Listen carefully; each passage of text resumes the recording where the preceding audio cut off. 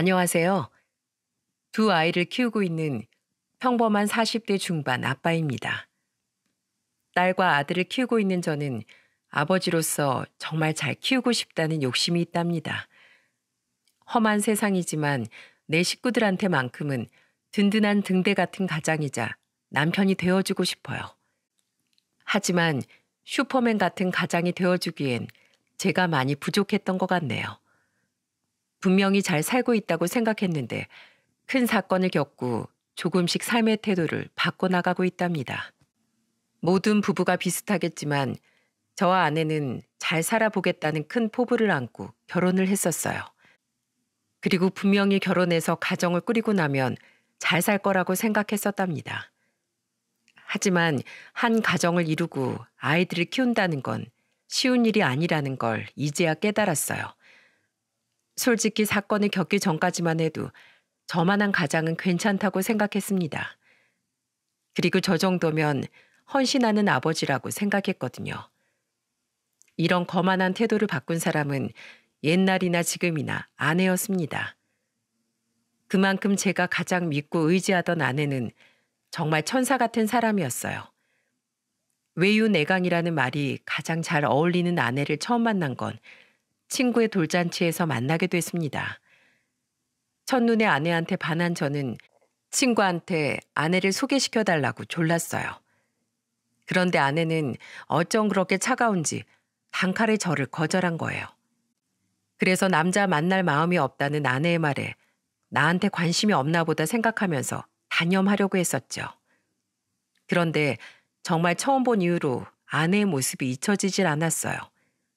그래서 정말 밥이라도 한번 먹어봐야겠다는 심정으로 친구한테 계속해서 부탁했습니다. 10번 찍어서 안 넘어간 나무 없다는 생각으로 일단 부딪혀봤어요. 4번, 5번이 넘도록 친구한테 소개팅을 부탁했고 그 결과 저는 기어코 아내와 소개팅을 할 수 있게 됐습니다. 그 당시 아내도 지인한테 계속해서 거절하는 게 미안했는지 이제 밥 한 끼 편하게 하자면서 약속을 잡게 된 거예요. 그렇게 겨우 성사된 아내와의 소개팅 자리는 정말 꿈만 같았습니다. 아내와 처음 마주했을 때 아내는 화장기 없는 얼굴로 나왔어요. 그런 아내를 보면서 저는 떨리는 목소리로 말했습니다. 저는 공기업에 재직 중인 김대한이라고 합니다. 제가 너무 집요하게 소개팅을 부탁해서 이상한 사람이라고 오해하실까봐 미리 말씀드려요. 저 이상한 사람 절대 아니고 수진 씨한테 첫눈에 반해서 꼭 한번 만나 뵙고 싶었어요. 네, 말씀 많이 들었어요. 절 좋게 봐주셔서 감사드려요. 제가 낯을 많이 가리다 보니까 이런 자리가 어색하고 낯설어서 거절했어요. 아, 제가 싫은 게 아니라면 다 괜찮습니다. 제가 편하게 해드릴게요. 아내는 숙기였고 조용한 성격이었어요. 그런 순수한 모습을 보니까 저는 호감도가 더 상승했었죠. 그래서 정말 어렵게 잡은 인연을 놓치고 싶지 않았어요. 정말 최선을 다해 첫 만남의 자리를 인연으로 이어나가려고 노력했습니다. 그날 저는 아내와 식사를 마치고 집에 데려다 주면서 진지한 목소리로 말했어요.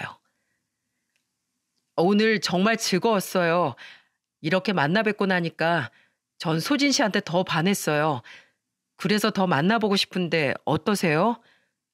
아, 그런데 제가 지금 누굴 만날 시기가 아니라서요. 대한 씨 좋으신 분인 거 아는데 제가 누굴 만날 준비가 안 된 것 같아요. 제가 노력하겠습니다.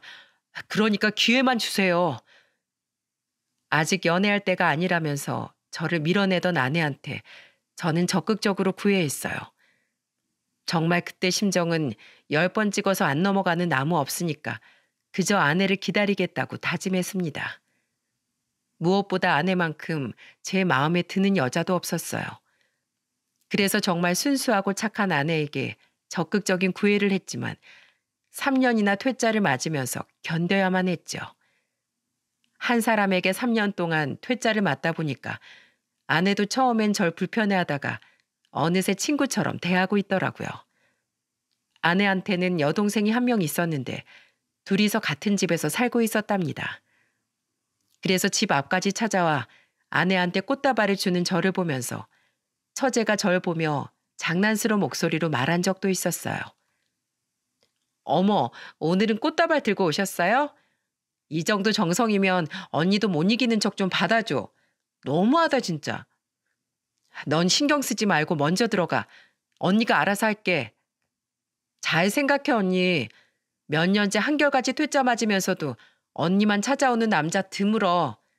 예비 형부가 될지도 모르는데 난 예비 형부 응원해야지. 파이팅 힘내세요. 처제는 아내와 다르게 밝고 활달한 성격이었습니다. 그래서 집 앞까지 찾아오는 저를 보면서 장난을 치기도 했어요. 3년이 넘어가는 시간 동안 한결같이 아내한테 사랑 고백을 하는 저를 어느 순간부터 처제가 응원한다면서 말하기도 했었습니다. 이렇게 직접 처제까지 나서서 응원해 주는데도 아내가 망설였던 이유는 하나였어요. 그날 아내는 저한테 잔뜩 힘 빠진 목소리로 말했습니다.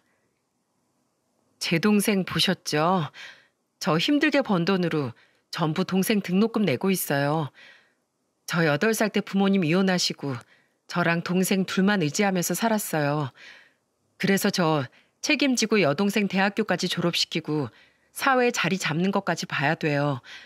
그러니까 제발 그만하세요. 거절하는 제 마음도 힘들어요. 아내는 미안한 목소리로 저한테 속사정을 털어놨어요.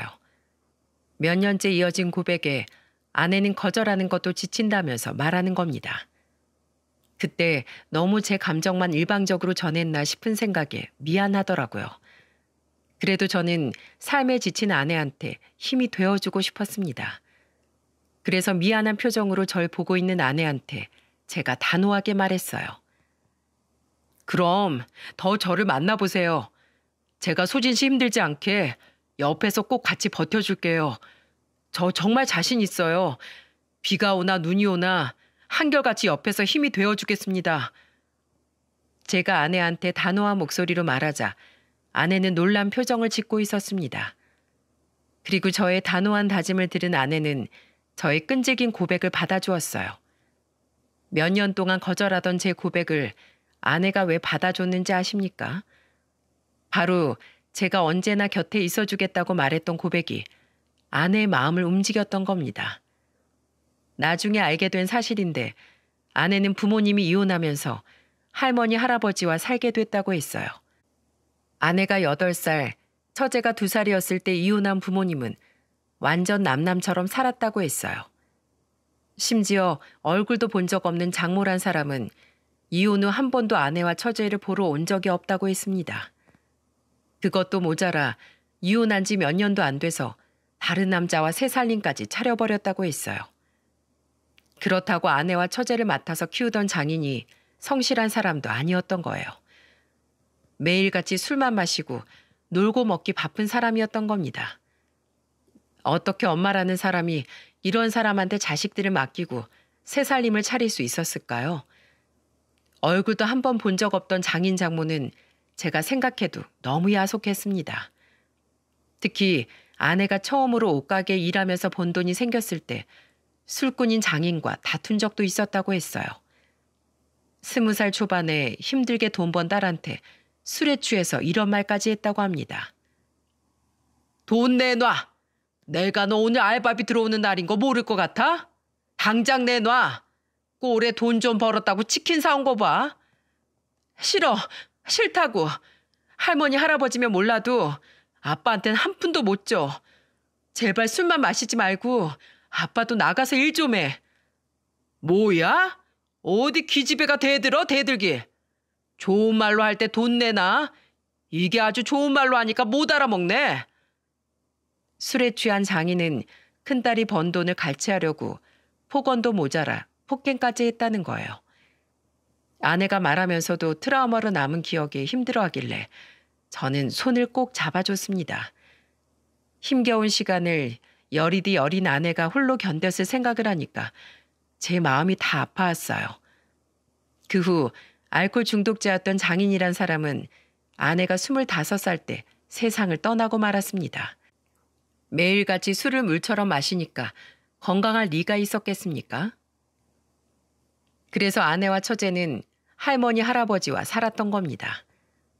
성인이 되어서 서울로 오기 전까지 시골에서 네 식구가 지냈다고 했어요. 그러다 아내와 제가 처음 만난 30살쯤 저도 시골로 내려가 인사를 드렸습니다. 80살 연세가 무색하게 두 분 다 정정한 모습에 저는 깜짝 놀랐어요. 그래서 씩씩하게 인사를 드리면서 넙죽 큰절까지 하면서 말했습니다. 안녕하십니까? 저는 소진이와 현재 만나고 있는 김대한이라고 합니다. 공기업에 다니고 있고 평생 소진이 굶기지 않을 자신 있습니다. 아이고 이 사람아, 우리 귀 안 먹었어. 여기 누가 귀 먹을 사람 있나? 목청 터지도록 말하면 자네 목만 아프지. 작게 말해, 작게. 언성 낮춰도 다 들리니까 편하게 말해. 가벼운 장난도 하실 만큼 두 분은 정정하고 건강하셨어요. 저는 그때 두 분께 정식으로 인사를 드리려고 했습니다. 그때 할머니께서도 같이 밥을 먹은 뒤 할머님이 저를 보고 진지한 목소리로 물으셨어요. 둘은 결혼까지 생각하고 있는 거야? 내가 볼 때 사내 놈이 배짱도 있고 성실해 보여서 손녀 사이로 딱인데 둘은 어떻게 만나고 있는 거야? 네, 저는 소진 씨랑 결혼할 생각입니다. 두 분 걱정하시지 않게 제가 정말 잘하겠습니다. 저 정말 잘할 수 있어요. 그래, 눈이 선한 게 사람 참 괜찮아 보이네. 우리 소진이가 짝을 잘 골랐어. 제가 할머님과 화기애애한 분위기 속에 대화를 나누고 있었어요. 저는 당연히 아내와 진지하게 결혼까지 생각했는데 아내는 저와 할머님 대화를 듣자마자 단호하게 말했습니다. 결혼은 무슨 결혼이야? 할머니, 난 결혼 생각 없어. 그러니까 나 시집 보낼 생각하지 마셔. 왜 또 그래, 소진아? 사람 괜찮은데 차분히 좀 만나봐. 뭘 차분하게 생각해. 난 연애만으로도 충분해. 내 처지에 결혼이 가당키나 해요. 부모도 없이 혼자서 고군분투하고 있는 소연이는 어떡해요.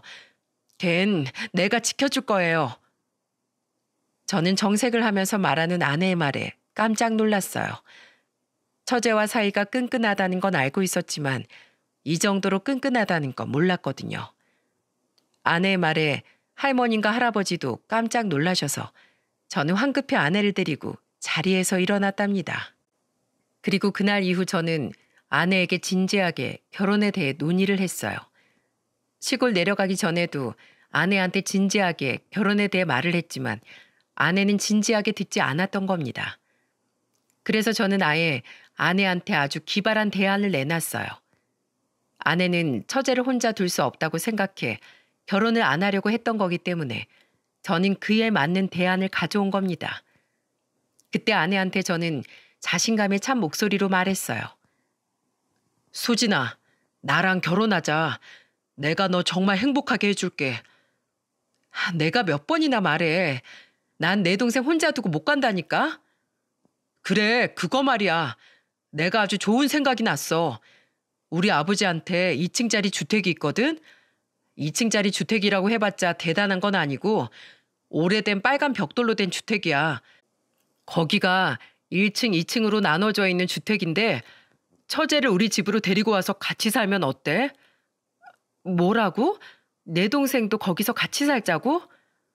내 동생도 어차피 나가서 살고 있고 지금 집에는 엄마랑 아버지 나 이렇게 셋만 살고 있거든. 그러니까 1층에 방 3개고 2층은 방 2개니까 충분히 같이 살 수 있어. 난 네가 동생을 얼마나 아끼는지 잘 알고 있잖아. 그래서 부모님께 상황 말씀드리니까 괜찮다고 하셨어. 제가 처제도 같이 지내자고 하니까 아내는 깜짝 놀란 것 같았습니다. 제가 이렇게 파격적인 제안을 할 수 있었던 건 처제와 막역하게 가깝게 지냈기 때문이에요. 처제는 가정 환경이 많이 안 좋은데도 불구하고 서울에 있는 대학교를 졸업할 만큼 씩씩한 사람이었어요. 심지어 그때는 나름 그래도 그 탄탄한 회사에 입사까지 해서 성실하게 사회생활도 하고 있었답니다. 그런 처제는 저한테 정말 친근하게 대해줬어요. 처제 입사 축하 선물도 줬었는데 처제가 그걸 기억하고 첫 월급날 저와 아내한테 깜짝 선물을 주기도 했었어요. 아무것도 모르고 있던 저와 아내를 보면서 처제는 뿌듯한 목소리로 말하더군요. 언니, 형부, 이거 제 선물이에요. 둘이 같이 입으면 예쁠 것 같아서 내가 월급 타자마자 제일 먼저 샀어요. 처제 선물을 건네받은 아내는 포장을 열어보고 놀란 목소리로 말했습니다. 이게 뭐야? 커플티 산 거야? 뭘 이런 걸 사. 너 가지고 싶은 거나 사지. 으유, 언니가 이렇게 무드가 없어. 형부, 우리 언니 진짜 무드 없지 않아요? 이런 게 커플 필수템인데 둘이 연애하면서 커플티 하나도 없었죠? 얘는 내가 아직 결혼한 것도 아닌데 왜 자꾸 형부라는 거야? 왜? 형부 삼고 싶은 사람이니까 형부라고 부르지. 언니 꼭 이렇게 선을 긋더라. 형부는 대체 우리 언니 어디가 좋아서 만나요? 처제의 말에 저는 장난스럽게 말했습니다. 그러니까 말이야.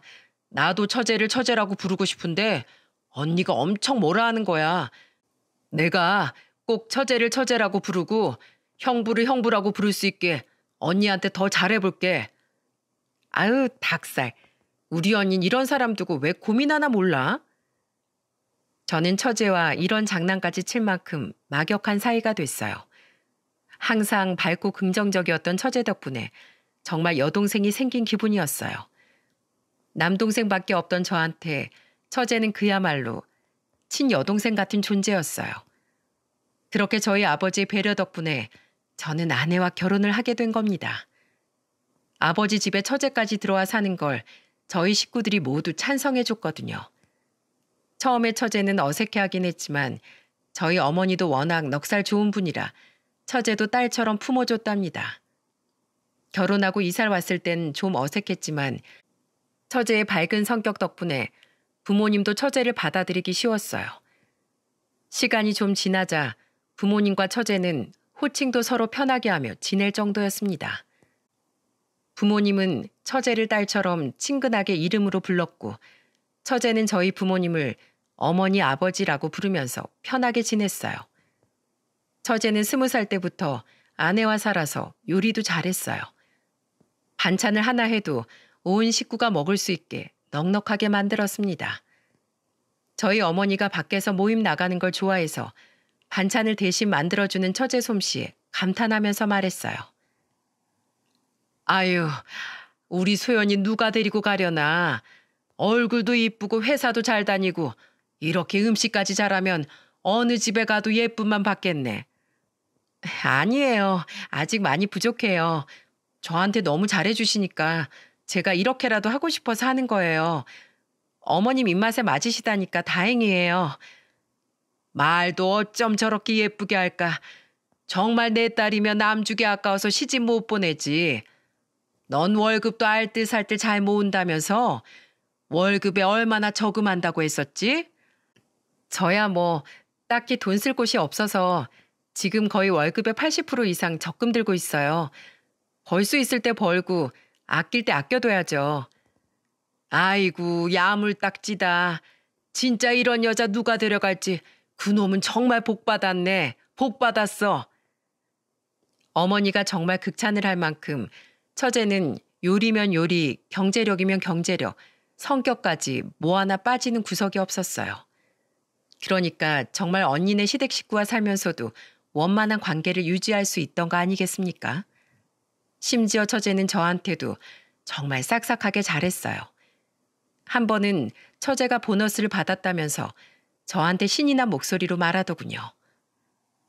형부, 지갑 좀 가져와 보세요. 지갑은 갑자기 왜? 처제 돈 필요해? 에이, 일단 좀 줘봐요. 처제는 그날따라 저한테 지갑을 달라면서 재촉했습니다. 그래서 지갑을 건네자 처제는 제 지갑을 받아가더니 뒤로 돌아서 무언가를 하고 있었어요. 갑자기 뭘 하나 싶던 순간 처제는 얇았던 제 지갑을 두둑하게 만들어 다시 건네줬어요. 지갑을 받아보니까 처제는 제 지갑에 30만 원을 넣어주고는 저를 보고 장난치듯이 말했습니다. 형부, 언니 진짜 너무했다. 그쵸? 아니, 어떻게 지갑에 10,000원짜리 2장뿐인 거예요? 내가 우리 형부 기 좀 살려주려고 보너스 받은 김에 현금 좀 넣었어요. 뭐? 아니, 뭐하러 그랬어? 나 진짜 괜찮아, 처제. 그리고 언니가 나 체크카드에 매달 용돈 넣어주고 있어. 에이, 그래도 남잔 항상 지갑에 현금을 들고 다녀야 한다니까요. 아유, 우리 언니 내가 옛날부터 알아봤는데 진짜 짠순이라니까. 처제는 장난스럽게 말하면서 아내를 흘겨봤어요. 그러자 아내도 억울하다는 듯 장난스럽게 말했답니다. 너도 살림 한번 해봐. 멀쩡한 사람도 짠순이 된다니까. 나 이제 임신도 했는데 당연히 아껴 살아야지. 그래, 언닌 진짜 알뜰살뜰 잘 살 거야. 처제와 아내를 보면서 전 흐뭇한 미소를 지었습니다. 아내가 임신했을 때도 옆에 처제가 있어서 그런지 아내는 안정적으로 보였어요. 여자들 임신하면 친정 생각이 많이 난다고 하잖아요. 그런 면에선 처제와 한 지붕 아래 사는 게 최고의 선택이라고 생각했습니다. 그렇게 저와 아내는 아들 하나, 딸 하나를 낳고 단란하게 살고 있었어요. 그런데 아내와 제가 가정을 꾸리는 동안에도 처제는 연애하는 걸 한 번밖에 못 봤어요. 그래서 저는 처제한테 결혼 안 하냐고 물어보기도 했습니다. 그런데 처제가 쓸쓸한 목소리로 말했어요. 전 결혼해서 잘 살 자신이 없어요. 부모님한테 제대로 정을 느껴본 것도 아니라 그런지 제가 아이를 낳아도 잘 키울 수 있다는 자신감도 없고요. 내가 볼 때 처제는 정말 잘 살 것 같은데 그런 걱정이 있었구나. 근데 언니도 나랑 결혼하기 전에 처제랑 똑같은 말 했던 거 알아? 정말요? 언니가요? 그래, 언니도 걱정 많았는데 지금 아이도 둘이나 낳고 잘 살고 있잖아. 그러니까 너무 걱정하지 마. 사람은 다 극복하고 잘 살 수 있어. 저와 결혼하기 전에 걱정 많았던 아내처럼 처제도 비슷한 고민을 하고 있더라고요. 정말 사람 좋고 진국이라고 할 만큼 어디 내놔도 아깝지 않은 처제가 안타까웠습니다. 사람이 괜찮으면 주변 사람들이 귀신같이 알아보지 않나요? 그래서 처제는 주변에서 소개시켜 주겠다는 사람도 많았어요. 하지만 예전에 아내가 절 거절했던 것처럼 처제는 소개가 들어와도 거들떠도 안 받습니다. 그만큼 어릴 적 상처가 컸던 거예요. 그런데 그 와중에 저희 엄마가 갑자기 아내한테 뜬금없는 질문을 했습니다. 얘 며느라, 소연이도 이제 좋은 짝 만날 때 된 거 아니야? 언제까지 조카들 봐주면서 허송세월 보내려고 그래? 여자는 1살이라도 어릴 때 시집을 가야 하는 건데. 네? 아니에요. 제 동생 결혼 생각 없어서 나중에 원한다고 하면 그때 알아봐 주려고요. 저는 재촉할 생각 없어요. 그리고 아직 30 초반인데 서두를 필요 없고요. 얜 뭘 모르는 소리 하네. 30 초반 금방 지나가. 너랑 네 동생이 제일 중요하게 생각하는 게 가족이잖아.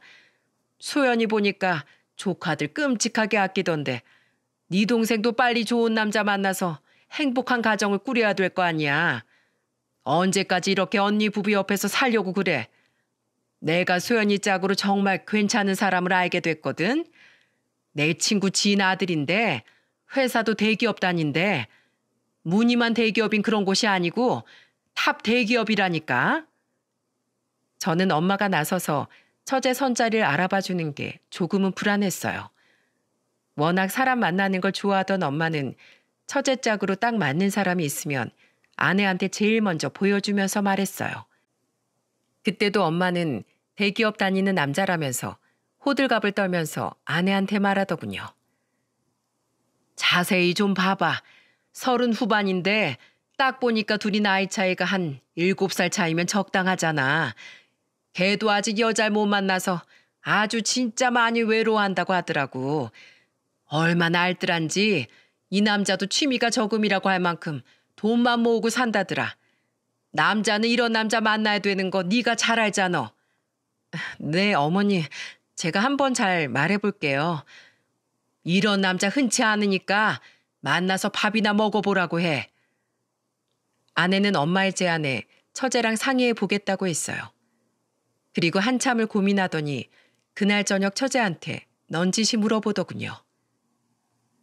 소연아, 너 지금 만나는 사람 없지? 내가 무슨 남자야. 집이랑 회사만 왔다 갔다 하는데. 그래?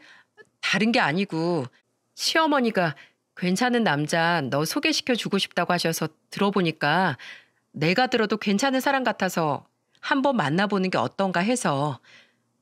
정말? 언니가 괜찮아 보인다고 하니까 솔깃한데. 어떤 사람이야? 대기업 직원인데 알뜰하고 사채 안 부리는 사람 같아. 남자가 괜히 돈 좀 번다고 허세 부리면 피곤하잖아. 난 괜찮은 것 같은데 넌 어때? 너만큼 저금하는 남자라서 괜찮은 것 같아 보여. 씀씀이 맞는 사람 찾기도 어려운 거 알지? 그건 그렇지. 언니가 괜찮다고 하니까 한번 나가볼까? 일단 편하게 한번 만나보고 아니다 싶으면 그냥 밥만 먹고 와. 너도 이제 나이가 있는데 한번 만나보는 것도 나쁘지 않을 것 같아. 네가 잘 생각하고 결정해봐. 아내는 처제한테 가볍게 추천을 해주고 잘 한번 생각해보라고 했어요. 그리고 다음 날 처제는 한번 만나보겠다면서 저희 엄마와 대화를 하고 있었어요. 그때 처제가 소개팅을 나가겠다고 하자 엄마는 너무 기뻐하면서 말했습니다. 그래, 잘 생각했어. 진짜 괜찮은 사람이라 남이 데려갈까 봐 내가 얼마나 노심초사했는데 네가 정말 내 딸 같아서 이러는 거라니까. 생각해 주셔서 감사해요. 편하게 나가서 한번 만나볼게요. 그렇게 처제는 오랜 연애 공백을 깨고 소개팅을 나가게 됐어요. 아내와 저는 괜히 긴장한 채 처제를 기다렸죠. 그날 저녁 소개팅을 마치고 돌아온 처제는 밝은 미소로 아내를 보면서 말했습니다. 언니, 그 남자 진짜 괜찮은 것 같아. 성격도 매너 있고 나랑 대화도 잘 통하는 거 있지? 정말이야? 아, 다행이다. 내 동생 마음에 든다니까 나도 안심이다. 처제가 밝은 표정으로 말하니까 저도 안심이 되더라고요. 사실 저희 엄마는 제가 결혼하기 전만 해도 집안에서 천덕꾸러기 같은 존재였답니다. 주부 도박단 들어보신 적 있으신가요? 저희 엄마가 바로 그런 집단에 속해 있다가 집안을 쫄딱 말아먹었던 적도 있어요. 집안의 사고 뭉치였던 엄마는 제가 결혼을 하면서 정신을 차린 듯 보였습니다. 마지막으로 사고 쳤을 때 아버지가 엄마한테 호통을 치면서 말했던 게 효과가 있었어요. 그 당시 엄마는 또 화투를 치다가 딱 걸린 엄마한테 협박을 하듯 소리쳤습니다. 당신 진짜 한 번만 더 걸리기만 해. 그땐 진짜 끝장이야. 알겠어? 난 당신 사고 치는 거 평생 끌어안고 갈 생각 없으니까 이혼하고 싶으면 화투 치러 다녀봐. 내가 어떻게 나오나 어디 한번 끝까지 가봐. 아버지의 협박에 가까운 말에 엄마는 마지막 화투판 이후로는 전혀 그런 기미를 보이지 않았어요. 그래서 아버지와 저는 엄마가 그래도 이혼은 무서워했구나 싶었습니다. 비록 아버지는 엄마의 도박 빚을 대신 갚는 신세였지만 그래도 끝까지 가정을 지키기 위해서 묵묵히 갚아가고 있었어요. 그래서 엄마가 처제 손자를 주선할 때도 정말 처제를 딸처럼 아끼는 모습에 감사했습니다. 처제도 그렇고 모든 게 제자리를 찾아간다고 믿었어요. 그런데 결혼 8년 차 저와 아내한테 청천벽력 같은 일이 벌어졌습니다.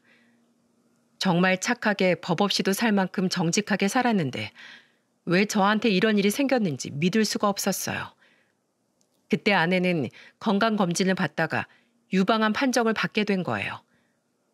처음엔 유방암이라는 말에 잔뜩 겁먹은 아내를 위로하면서 저는 무서운 마음을 애써 감추려 했습니다. 여보, 걱정 마. 요즘 유방암은 쉽게 고칠 수 있대. 기술이 좋아졌다니까 우리 병원 치료 받아보자. 여보, 나 괜찮겠지? 우리 애들도 아직 어린데 나 이렇게 갈 수 없어. 그런 소리 하지 마. 내가 끝까지 당신 곁에서 견뎌줄게. 아내의 유방암 판정은 저뿐 아니라 처제한테도 큰 충격이었어요. 처제는 아내가 유방암이라는 소식에 허겁지겁 달려와서 아내한테 안기면서 오열을 하면서 말했습니다. 언니, 괜찮은 거야? 정말 괜찮은 거 맞아? 괜찮아. 치료받으면 충분히 살 수 있어. 놔두고 혼자 가면 안 되는 거 알지? 언니 죽으면 나도 따라갈 거야. 그러니까 꼭 건강해져야 된다. 알았지? 걱정 마. 언니 건강해질 테니까 너도 그런 험한 생각 하지 마. 언니 강한 거 너도 알잖아. 언니, 나 너무 무서워. 처제는 아내의 유방암 소식에 겁을 잔뜩 먹은 채 오열했습니다. 세상에 믿을 건 단 둘뿐인데 얼마나 무서웠겠습니까? 한창 연애한다고 밝은 표정이던 처제는 아내 소식에 한동안 안색이 어두웠어요. 결국 아내는 가족들의 걱정 속에 치료에 전념하기 시작했어요. 그때 처제는 한창 연애를 하면서 좋은 시간을 보낼 때였는데도 불구하고 늘 아내 안색을 살피면서 저한테 걱정스러운 목소리로 물었습니다. 형부, 우리 언니 괜찮은 거예요? 좀 어때요? 우선 다음 주에 수술 날짜 잡았고 수술 후에 항암 치료 받으면서 경과를 지켜봐야지. 너무 걱정하지 마, 처제. 나도 그렇고 우리 부모님도 그렇고 신경 많이 쓰고 있어. 형부 정말 고마워요. 언니 옆에 형부가 있어서 너무 든든해요. 처제는 저한테 늘 아내의 상태를 물으며 살피고 있었어요. 그렇게 아내는 가족들의 걱정 속에 수술 후 항암 치료를 받으면서 지냈습니다. 그 시기에 아내는 운영하던 옷가게도 폐업하고 건강 관리에만 전념했어요. 식구들의 걱정 때문인지 아내는 항암 치료 시작 3개월이 지난 시점에도 회복세가 좋았습니다. 그런데 아내 유방암은 사건이라고 하지도 못할 만큼 정말 경악할 사건이 저희 가족을 덮쳐왔어요. 바로 아내가 항암 치료를 받기 시작한 지 3개월 차에 접어들었을 때쯤 집에 있던 아내한테 전화가 한 통 걸려왔습니다. 아내가 큰애 옷을 입히고 있어서 전화를 스피커폰으로 받았어요. 그래서 옆에 있던 저까지 전화를 듣게 됐는데 걸려온 전화는 병원에서 걸려온 다급한 전화였습니다. 혹시 민소영 씨 보호자 되십니까? 네, 제가 언니인데요. 무슨 일이세요? 지금 동생분이 극단적인 생각을 하셨던 것 같아요. 한강에서 시민신고로 응급실까지 오셨는데 지금 고비는 넘겼는데 심리적으로 많이 불안해하는 상태라 가족들이 빨리 와주셔야 할 것 같아요. 네? 제 동생이 극단적 선택이라뇨. 그럴 리가 없어요. 우선 응급실로 오셔서 확인해 보시는 게 좋겠어요. 그때 아내는 너무 놀라서 경황이 없는 듯 보였습니다. 저는 놀라서 신발도 거꾸로 신는 아내를 보고 아이들을 부모님께 부탁하고 같이 응급실로 갔어요. 그런데 응급실에서 본 처제가 날 보더니 정말 혐오스럽다는 눈으로 저를 보면서 소리를 막 지르기 시작하는 겁니다. 언니, 형부 빨리 내 눈앞에서 사라져 달라고 해줘. 나 너무 무서워. 빨리. 진짜 보기 싫어. 나 무섭다고. 소연아, 왜 그래? 형부야, 너 왜 그러는데? 빨리 형부 나가라고 해. 나 정말 죽고 싶어. 금방이라도 숨이 넘어갈 것처럼 소리를 지르는 처제를 보고 저는 응급실을 나갈 수밖에 없었어요. 대체 무슨 일인지 궁금했지만 아내는 나중에 얘기하자면서 절 내보냈습니다. 그래서 힘이 빠진 채 집으로 돌아왔는데 아내는 처제와 돌아오지 않았어요. 병원에서 치료를 받고 있는 줄 알았는데 이틀째도 안 오길래 병원에 전화해보니 이미 퇴원했다는 거예요. 저는 깜짝 놀라서 그때 한 30통 넘게 전화를 했었어요. 그러자 아내는 행방불명 이틀 차에 겨우 전화를 받았더군요. 그런데 아내는 화가 잔뜩 난 목소리로 저한테 단호하게 말했습니다. 이따 집에 갈 거니까 가서 얘기 좀 해. 그래, 알겠어. 오늘은 꼭 집에 와. 어딘가 이상한 아내 목소리에 저까지 긴장했어요. 아내도 건강이 좋지 못하니까 아내도 처제도 모두 걱정이 앞섰습니다.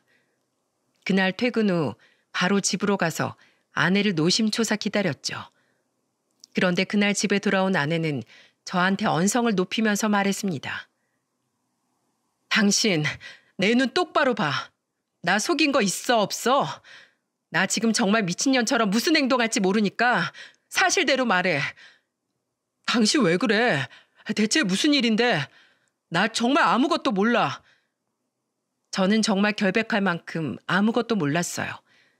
그래서 정말 결백하다면서 아무것도 모른다고 말했습니다. 그러자 아내는 소리치면서 제게 놀라운 말을 내뱉었어요. 어머님이 내 동생 소개시켜준 그 남자, 폭력으로 교도소에 들어갔다 온 사람이래. 지금 장난해? 내 동생이 뭐가 모자라서 폭력 쓰는 놈을 만나냐고. 뭐? 우리 엄마가 그럴 리가 없는데. 설마 그런 사람을 딸처럼 생각하는 처제한테 해줄 리가 없잖아. 나 지금 우리 동생 때문에 나 같이 죽고 싶은 심정이야. 내 동생 얼마나 불쌍한 줄 알아? 엄마 얼굴도 못 보고 자란 애야. 부모 사랑도 못 받고 자란 애라고. 근데 당신 엄마가 어떻게 그럴 수가 있어? 우릴 딸로 봤다고? 그냥 이용해 먹으려고 했었겠지. 그게 무슨 말이야? 제발 나 알아듣게 설명 좀 해봐. 아내는 악을 쓰면서 저한테 화를 냈어요. 도무지 알아들을 수 없는 말만 하는 아내한테 답답했습니다. 그런데 그때 1층에 살던 엄마가 아무것도 모른 채 죽을 들고 올라오셨어요. 그러면서 태어난 목소리로 엄마가 아내한테 말했습니다. 호박죽 좀 끓여왔는데 좀 먹어봐. 너 요즘 항암 치료 때문에 입맛 없다고 해서 내가 일부러 만들어 왔어. 이딴 거 필요 없어, 이 늙은 노인네야. 감히 내 동생한테 그런 짓을 하고 이런 말이 나와? 아내는 죽을 끓여온 엄마 손에 들려있던 쟁반을 내동댕이 쳐버렸습니다. 그러자 엄마는 깜짝 놀라서 눈을 휘둥그레 뜨면서 물었어요. 혜미야, 너 지금 뭐 하는 거야? 너 입맛 없을까봐 일부러 가져온 건데. 내가 너희 자매 얼마나 신경 쓰는데 이런 식으로 배은망덕한 짓을 해? 뭐야? 이 인간이 어떤 인간인지 제가 한번 말해드릴까요? 내 동생 때리기까지 하고 헤어지자고 했더니 감금까지 하는 생양아치를 소개시켜줘 놓고 뭐요? 우리를 생각했다고요? 뭐? 아니 그게 무슨 말이야? 근데 난 몰랐다. 난 진짜 몰랐어. 누굴 바보로 하세요? 저도 다 알아봤어요. 제 여동생이 뒷조사해서 다 알아봤다고요. 그때 아내가 알아낸 사실은 정말 놀라웠습니다. 엄마가 처제한테 소개시켜준 남자는 집에 자주 오던 아주머니를 통해 들어온 소개였어요. 그런데 그 아주머니가 처제가 마음에 들어서 엄마한테 자기 아들이랑 처제 소개팅하면 소개비로 500만 원을 주겠다고 한 거예요. 더 어이없는 건 그 과정에서 엄마는 그 남자가 대기업이 아니라는 걸 알고 있던 겁니다. 가족들 몰래 그 아주머니한테 빌린 돈이 2천만 원이 있었는데 나중에 두 사람이 잘 만나면 빚을 다 까주겠다고 했던 거예요. 그러니까 한마디로 처제를 팔아먹은 거나 마찬가지였습니다. 그제야 아내가 역정을 낸 이유를 알 수 있었어요. 그러면서 아내는 엄마를 보면서 눈물을 흘리며 화를 내며 말했습니다. 의심병에 집착도 심해서 전화벨만 울려도 또 어떤 남자냐고 욕설에 폭행까지 하는 사람을 소개시켰다고요? 그동안 제 전화 안 받은 게 아니라 못 받았던 거래요. 헤어지자고 하니까 차에 감금하고 있었대요. 그런데도 아픈 제가 걱정할까 봐 제 동생 남자친구하고 여행 갔다고 한 거예요. 그걸 철석같이 믿고 있던 제 심정 어떨 것 같으세요? 네? 당신이 그러고도 사람이야? 난 정말 그 남자가 돈 잘 번다고 하니까 해준 거야. 진짜다 생각해서 해준 거라고. 웃기지 마. 내 동생한테 돈도 빌려갔다면서요. 4천만 원 빌려갔으면서 차일피일 미루고 안 갖고 있다는 것도 다 들었어요. 우리 자매가 돈줄로 보였어요? 네? 말해보라고. 그러면서 이 집에서 얹혀 살지도 못하게 쫓아내겠다고 했다면서요. 당신은 악마야. 인간이 아니라 악마라고. 아내의 악에 바친 절규에 저는 한 대 얻어맞은 기분이었습니다. 쓸데없이 속 깊은 처제는 아내가 이혼당할까 봐 혼자서 모든 걸 견디고 있던 거예요. 그래서 결국 버티다 못한 처제는 극단적인 시도를 하다가 지나가는 시민이 발견해서 응급실로 옮겨질 수 있던 겁니다. 그제서야 병원에서 절 보고 기겁을 하던 처제가 이해가 갔습니다. 그때 2층이 소란스러워서 올라왔다가 이 사태를 전부 들은 아버지가 서 계셨어요. 아버지는 엄마를 보면서 호통을 치면서 소리쳤습니다. 이거 다 정말이야? 여보, 그게 아니라 난 그냥 급해서 그랬어, 급해서. 내 딸이나 마찬가지니까 엄마가 딸한테 돈도 빌릴 수 있는 거잖아. 야, 이 인간아, 또 사고를 쳤어? 이젠 자식도 모자라 며느리하고 사돈 처녀까지 괴롭혀? 한 번만 더 사고 치면 이혼이라고 했지. 당장 내 집에서 나가. 아주 그 면상만 봐도 징글징글해. 당장 나가. 엄마를 내쫓으려는 아버지 옆에서 엄마는 애걸복걸하면서 매달렸어요. 저는 그 모습을 보고 격분해 엄마를 끌어내면서 소리쳤습니다. 나가요. 당장 나가. 엄마 핫도로 집 뒤집어 놨을 때도 난 그래도 이해하려고 노력했어. 근데 이젠 도저히 안 되겠다. 어떻게 이런 짓을 해요? 아들, 이러지 마. 엄마잖아. 이런 엄마 둔 적 없어요. 당장 나가요. 저는 애원하는 엄마를 냉정하게 쫓아냈어요. 주부 도박단에 화투치다 집안 말아먹을 뻔 해놓고 또 이런 짓을 한다는 게 말이 됩니까? 그런데 도박을 끊은 줄 알았더니 아주머니한테 빌린 2천으로 또 도박을 하고 있던 거예요.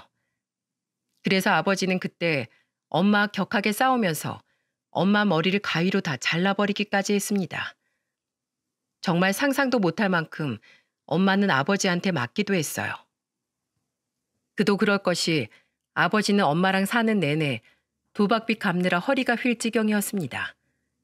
그래서 그때도 엄마한테 이혼 선언을 하면서 악에 받친 목소리로 말했어요. 네 도박빚 갚느라 나 허리 디스크까지 왔어.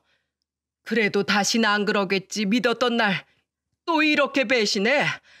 그것도 며느리하고 사돈 처녀까지 끌어들여? 내가 쪽팔려서 못 살아. 그러니까 당장 나가. 난 변호사 선임해서 정정당당하게 판결받을 거야. 위자료? 꿈도 꾸지 마. 평생 내가 갚은 도박빚이 얼마인지는 알아? 나가. 당장 내 집에서 나가. 결국 아버지는 무릎까지 꿇고 비는 엄마를 냉정하게 쫓아내버렸습니다. 그리고 아내 앞으로 걸어가 무릎을 꿇고 말하셨어요. 미안하다. 내가 미안해. 내가 다 책임지마. 내가 다 책임질게. 그런 아버지를 보면서 아내는 주저앉아서 울었습니다. 그런 아내를 아버지는 안아주면서 다독였어요. 그제야 저는 정신이 번쩍 들어서 아내를 진정시켰습니다. 그리고 저는 아내한테 현실적으로 하나씩 해결해 나가자고 했습니다. 여보, 우선 우리 현실적으로 생각을 하자. 당신이 주저앉으면 처제만 힘들어져. 내가 책임지고 해결할게. 그렇게 아내와 모든 오해를 풀고 어렵게 처제를 만나러 갈 수 있었어요. 그곳에서 저는 처제한테 그동안 있던 일을 전부 들을 수 있었죠. 그래서 처제는 우선 경찰 신고부터 하자고 했고 그동안 두 사람이 했던 통화 녹음 파일을 전부 전달받아서 신고를 했어요. 처제는 그동안 폭행과 폭언한 증거를 모두 모으고 있었던 겁니다. 그래서 모든 기록이 남아있었기에 데이트 폭력으로 그 남자를 신고할 수 있었어요.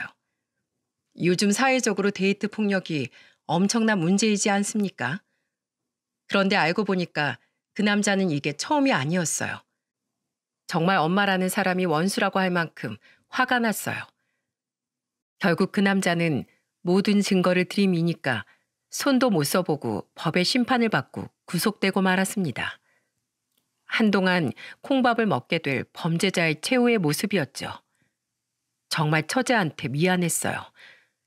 어떻게 엄마라는 사람이 도박에 미쳐서 처제한테 그런 남자를 소개시켜 줄 수 있는지. 대기업 다닌다는 것도 모두 가짜였고 사람 좋다는 것도 모두 거짓말이었습니다. 결국 엄마가 처제한테 빌렸던 4천만 원은 아버지께서 정신적인 피해까지 생각해서 5천만 원으로 갚으셨어요. 돈으로 치유되지 않을 상처지만 그래도 아버진 진심을 다해 사과하셨어요. 사돈 처녀, 미안해. 내가 진짜 할 말이 없어. 얼마나 고생이 많아서 그래. 내가 사는 동안 다 갚아갈게. 정말 미안해. 내가 더 돈을 여유가 있으면 더 주고 싶은데 정말 면목이 없어. 아버진 전 재산을 주고도 처제한테 미안한 나머지 고개를 들지 못했어요. 그렇게 아버지는 평생 화투로 속썩이던 엄마와 이혼을 하게 됐답니다. 오히려 속이 후련해 보이셨어요. 그 후 엄마는 20만 원짜리 화장실도 없는 고시원에서 지내는 것 같았습니다. 그런데도 아버지한테 계속해서 돈 좀 보내달라면서 애걸복걸 한다고 하네요. 왜냐하면 이혼 당시 엄마는 유책 배우자라 위자료도 제대로 못 받았거든요. 심지어 재산 분할도 그동안 아버지가 갚았던 도박 빚이 있어서 제대로 못 받았고요. 그게 도박에 빠져 살던 엄마의 최후의 모습이었습니다. 저는 지금도 엄마를 용서할 수 없어요.